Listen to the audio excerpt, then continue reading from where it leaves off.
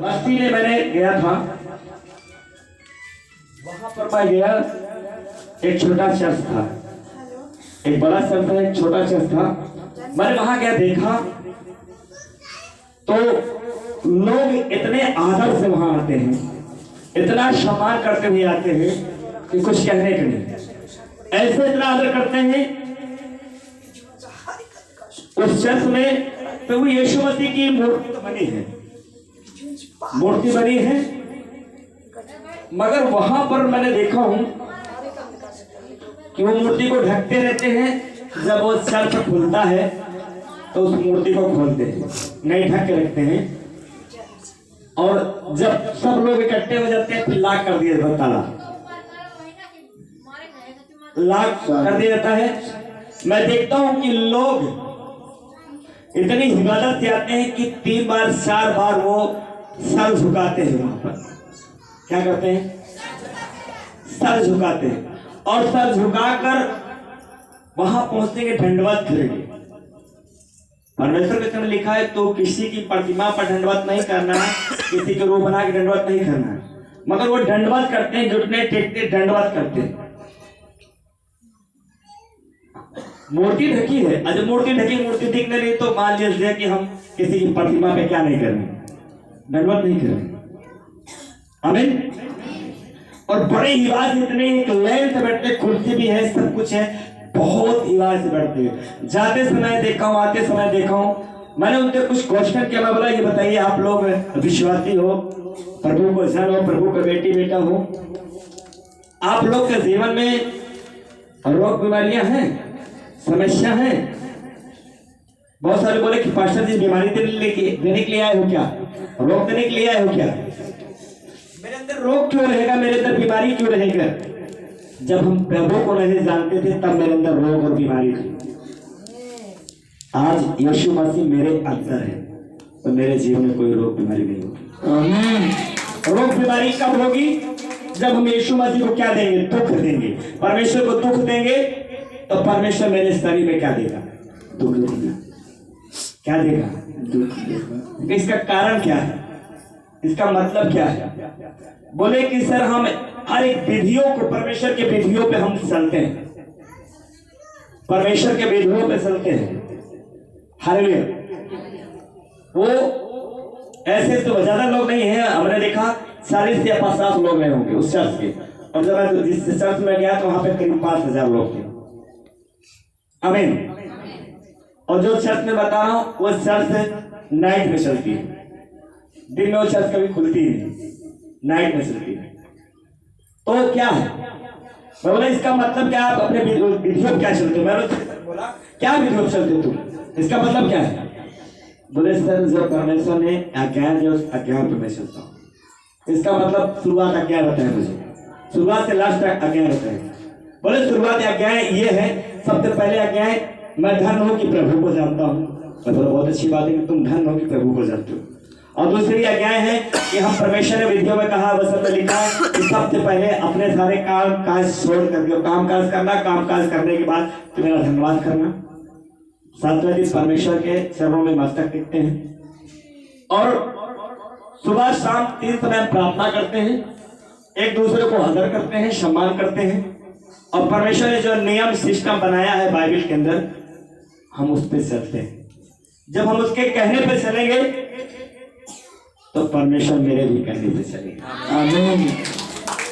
मैं जो कहूंगा, अगर वो 100 बात कह रहा है तो उसकी सारी बातों को मैं क्या कर रहा हूं? आदर कर रहा हूं, सम्मान कर रहा हूं। बोला इसका मतलब क्या है? बोले कि आप बाइबल में देखिए पास्टर जी, वहां पे बार बार परमेश्वर ने हर एक आज्ञाओं के बारे में 100 बार कह रहा है। तो एक बार मैं कह नहीं सकता कि प्रभु मैं तुझे अपने पूरा बेटी बेटा को सौंप रहा हूँ। एक बार मैं कहूँ पूरा बेटी बेटा को सौंप रहा हूँ, पूरा जानवर खेत खलिहान को सौंप रहा हूँ कि मेरे जीवन कोई बीमारी आपत्ति विपत्ति ना आए, इसको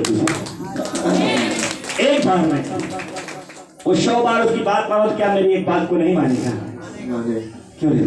तो मैं कहाँ से बीमार हूँ बताए? उसके हर एक विधियों पे मैं चलता हूँ। और वो कलेसिया बड़ी मैंने देखा हूँ कि उस शहर से इतने महंगे महंगे पत्थर, इतने लोग 10वां हिस्सा के बारे में बहुत विवाह से कोई भी काम करते थे तो पहला नंबर था समझता परमेश्वर। हालेलुया। वहां तक बता रहे कि सर मैं 1300 रुपया पे नौकरी किया हूँ, बस्ती बताना 1300 रुपया में मैं नौकरी किया हूँ। आज सर 14 हजार की मेरी तनख्वाह है। जब 1300 की नौकरी करता था तो आप देखिए 1300 कितना मैं 10वां हिस्सा दूं। मैं उसमें पहला नंबर उसमें तुरंत कटा दिया तुरंत कि मेरे परमेश्वर के भवन में जाएगा। आज मैंने वो बरकतें पाया हूँ, वो आशीष पाया हूँ। आज हमारे जीवन में ये है। आज हम परमेश्वर बोले कि मैं ये भी 10वां हिस्सा पैसा ही देने से नहीं कि पैसा देने से बड़ी बात है, गल्ला पानी हो गया उसको देने से बड़ी बात है, ये सब चीज क्यों नहीं। ये तो परमेश्वर का नियम सिस्टम है, उसकी आज्ञा है। उसकी आज्ञा ये भी है कि तू 6 दिन काम काज करना, उस 7वें दिन मेरे भवन में क्या करना है, विश्राम करना। विश्राम करना। मेरी आज्ञा ये भी है कि तू 10 घंटा अगर जी लेता है, 10 घंटा अगर तू पृथ्वी पे अच्छे से है तो 1 घंटा मेरी क्या करना है, महिमा करना। महिमा हर एक चीज के लिए हिस्सा कहा। यही बात नहीं कि बस गल्ला लाइए पेटी दान कीजिए, यही सब चीज के लिए परमेश्वर ने नहीं कहा। आमीन। और ये चीज अपने जीवन में लागू भी मत करना कि बस ले जाए जो दान होगा मैं अपनी कमाई का पैसा दे दूंगा, परमेश्वर खुश हो जाएगा, और उसके मैं धान गेहूं ले जाऊंगा, परमेश्वर खुश हो जाएगा। ये तो उसकी विधियां हैं, मगर उसके कहने के अंतर भी चलो। 10 घंटा जीते हो, 1 घंटा परमेश्वर के सामने क्या करो, उसके कहने पे चलो, एक दूसरे का आदर करो, सम्मान करो, उसके हर एक नियम को फॉलो करो। परमेश्वर तुम्हें शिरोमणि बना देगा। आमीन। आज मैं खोज रहा हूं, अपनी उन्नति को खोज रहा हूं, अपने आशीष को खोज रहा हूं। मेरी आशीष मेरे पास है, मगर उसको मैं देख नहीं रहा हूं। जिस दिन खुदा के हाथ में सब तोड़ूंगा, उसी दिन मेरी आशीष कोई रोक नहीं सकता है। और हालेलुया, हालेलुया। यहाँ पर ये क्या, और विश्वास की प्रेम का हम यीशु मसीह के सामने मैं इसको खड़ा कर दूंगा, ले जाऊंगा, 4 पाई लटका दूंगा। मुझे विश्वास, आप भी एक विश्वासी हो, विश्वास करके देखो। प्रभु जैसे उस रोगी को कह रहा चल, तो अपनी 4 पाई ले और चला जाए यहाँ से, और उसी वक्त उसने क्या हुआ, पूरे रोग से चंगा हो गया जो इतने दिन से क्या था, और वो लकवे का रोगी था। 4 पाई उतरा, तो 4 पाई उतर के अपनी 4 पाई लेके चलने लगा। आमीन। उस दिन परमेश्वर कहेगा जा, तेरी जो जरूरत है वो जरूरत को पूरा कर दूंगा, जा मेरे सामने तो चला जा, और तू जीवन भर आशीष में भरा रहेगा। जब उसके बेटियों पर चलेंगे। Hallelujah, hallelujah. पढ़ेंगे आगे भैया। हालेलुया। तब शास्त्री और फरीसी विवाद करने लगे, यह कौन है जो परमेश्वर की निंदा करता है, परमेश्वर को छोड़ और कौन पापों को क्षमा कर सकता है। हालेलुया। अब वह शास्त्री फरीसी लोग जो थे वो आपस में क्या करने लगे, बातें करने लगे, विचार करने लगे, ये कौन व्यक्ति है ऐसा, परमेश्वर छोड़ कोई पाप को क्षमा ही नहीं कर सकता, और ये अपने आप को क्या बन रहा है, परमेश्वर बन रहा है। आमीन, हालेलुया, हालेलुया। लो पढ़ेंगे कि यीशु ने उनके मन की बातें जानकर उनसे कहा, तुम अपने मनों में क्या विवाद कर रहे हो। आमीन। और जब आपस में विचार करने लगे ये कौन है, ये अपने आप को परमेश्वर का पुत्र कहलाता है, अपने आप को परमेश्वर कहलाता है। यीशु मसीह जहां उपदेश दे रहे हैं वहां पर वो मन, ये फरीसी लोगों के अंदर क्या आ रहा है, तब वहां परमेश्वर ने बोला किधर आइए, तुम अपने मन में क्या विचार कर रहे हो, क्या सोच रहे हो। वहां पर वो क्या कहते हैं, पढ़ेंगे। हालेलुया। सहज क्या है, क्या यह कहना कि तेरे पाप क्षमा हुए, या यह कहना कि उठ और चल फिर। हालेलुया। हम इसलिए सोचते हैं कि ये कौन अधिकार तुम्हें दिया है, ये अधिकार तो सिर्फ परमेश्वर के पास है। और तुम कैसे रखो उठ और चल फिर जा संगा हो जा, ये तो वही कह सकता है और ये तो वही कर सकता है कि तेरे पाप क्या हो जाए, क्षमा हो जाए।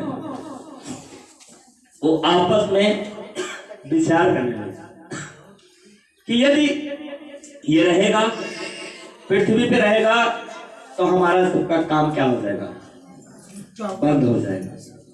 मैं कुछ कर नहीं पाऊंगा, लोगों को भरमा नहीं पाऊंगा, मेरा परवाह नहीं चल पाएगा। आगे पढ़ेंगे। हालेलुया, बोलो प्रभु यीशु मसीह की हालेलुया। परंतु इसीलिए कि तुम जानो कि मनुष्य के पुत्र को पृथ्वी पर पाप क्षमा करने का भी अधिकार है। हालेलुया। अब वचन में लिखा है कि इसलिए तुम जानो कि मनुष्य के पुत्र को क्या है, पाप क्षमा करने का भी अधिकार है। पाप क्षमा करने का क्या है अधिकार। हम लोगों को परमेश्वर ने क्या दे दिया है, अधिकार दिया, सामर्थ्य दिया। हम भी क्षमा कर सकते हैं।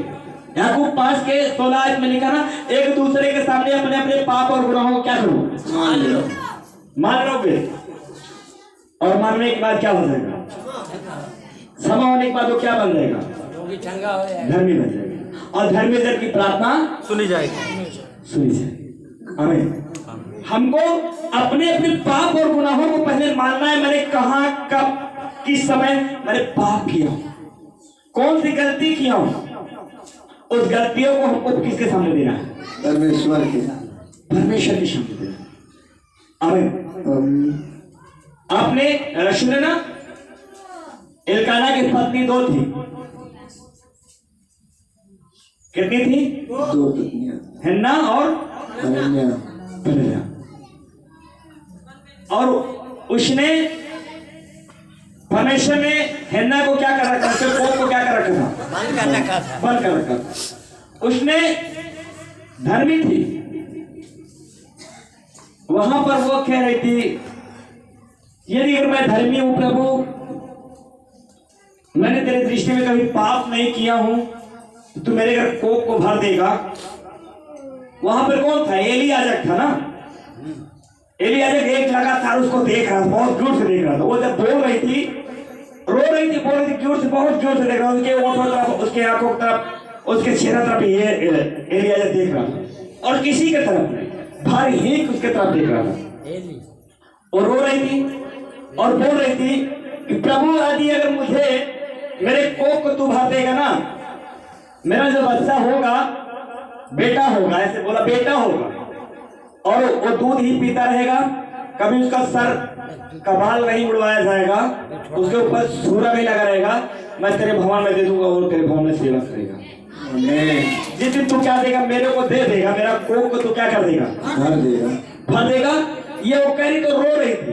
अब मुझे ताना नहीं सह जा रहा, मैं किसी की बात नहीं सुनना चाहती, प्रभु तू सुन, मगर यही तू काम मेरा कर देगा तो मैं आज के बाद नहीं सुनूंगी। ये बात किससे करी थी, प्रभु से करी थी। और वहां पर एली याजक उपदेश दे रहा था और उसके तरफ भरी निगाह थी, मगर वहां पर लास्ट में एली याजक खड़ा कराया, बोला ये था है ना, तू कहीं मदरा तो नहीं पी रखी है, नशा तो नहीं कर रखी है, और क्या बात है, तू क्यों रो रही है। तो उसने कहा ना, मुझे, हे प्रभु, मुझे ओछी स्त्री और गंदी स्त्री ना जान, मुझे ओछी स्त्री ना जान, मुझे गंदी स्त्री ना जान, मैं कोई मदरा कोई नशा नहीं कर रखी। उसने नशा उसके अंदर था, किस चीज का नशा था, औलाद का नशा था। आमीन। किस चीज का नशा था, औलाद का नशा था। वहां पर एली याजक से बताया कि मैं यही बात कर रही थी कि अगर प्रभु मुझे दे देगा तो मेरा दूध ही छोड़ा रहेगा, उसके सर पे कभी छुरा नहीं चला रहेगा, और तेरे भवन में मैं सेवा में रखूंगा, तेरे भवन में पड़ा रहेगा, एक बार अगर तुम मुझे दे देगा। एली याजक ने क्या कहा, जा, आज से तुझे मुंह मांगा वरदान मिल जाएगा, जा चले जा। और उसमें क्या हुआ, ये बात को सुनी और उसी रात वो गर्भवती हो गई। आमीन। और गर्भवती हो गई तो एक बच्चे को जन्म दिया जिसका नाम सोमल रखा गया है। पहला सोमल, दूसरा सोमल, उसी का नाम ही वही बच्चा पैदा हुआ। आमीन, हालेलुया। आज इस बच्चे को हम लोग देखते हैं और क्या करते हैं, पढ़ते हैं। आमीन। तो यदि अगर आपके जीवन में ऐसी समस्या है, अगर आप परमेश्वर के वचन से, परमेश्वर के डर और भय से हो, तो रुकावट है, हमें क्या करना है, प्रार्थना करना। वहां पर क्या करें, तो प्रार्थना। आज लोग कहते हैं कि मेरा पड़ोसी मुझे ताना मारता, मेरा रिश्तेदार ताना मारता, मेरा ये मारता, मेरा वो मारता है। उसके खुद लोग मारते थे। जो शादी कराई थी, अपने पति की शादी कराई थी कि क्या इतना बड़ा मेरे पास राजा के जैसा घर है, सब कुछ है, इतना महल अटारी सब कुछ है, और मेरे कोई संतान तो हो नहीं रहा। अगर मैं अपने पति की शादी करा दूंगा, अगर जब उसके बच्चा हो जाएगा तो हमारे सब न रहने के बाद क्या होगा, यहाँ का राजा होगा। इसलिए उसने क्या किया था, शादी करा दी। जब शादी करा दी तो उसका 2 बच्चे, जब जैसे आई शादी विवाह हुआ, उसके 2 बच्चे हो गए। उसने उसको ताना मारते थे, अरे तो इसीलिए जिंदगी में तू पास रहेगी, अरे कोख नहीं खुलेंगे। कौन? तमन्ना मारती थी, जो हन्ना ने शादी कराई थी। मगर उसने सुन लेती थी, अपने पति को कभी नहीं बताती थी कि मुझे जो है जिससे मैं तुम्हारी शादी करा वो मुझे ताना मारा है। क्योंकि इसलिए नहीं कहती थी, आदर कितना करते थे कि अभी मैं कह दूंगा तो कहेंगे तुम्हें शादी कराए है, मैं क्या जरूर जैसे कराया वैसे भोगो, इसलिए वो कभी कहती नहीं थी। आमीन। आज हमारे जीवन में ऐसे समझता है, हमारे जीवन में वो देखो, उनका खुद ही उस पेशों की इतना पूरा सारी प्रॉपर्टी दे दिया, फिर भी उसने क्या सुना, ताना नहीं सुना। आमीन। इतनी कुछ बात सुना, मगर आज हमारा अड़ोसी पड़ोसी दे रहा तो हमको इसके खबर नहीं, हमको इसको गौर नहीं करना है। हमको क्या करना है, प्रार्थना करना है। क्या करना है, प्रार्थना करेंगे, परमेश्वर के मन को बदल देगा। आमीन, हालेलुया। उसका परमेश्वर ने क्या किया, नाम ही हटा दिया।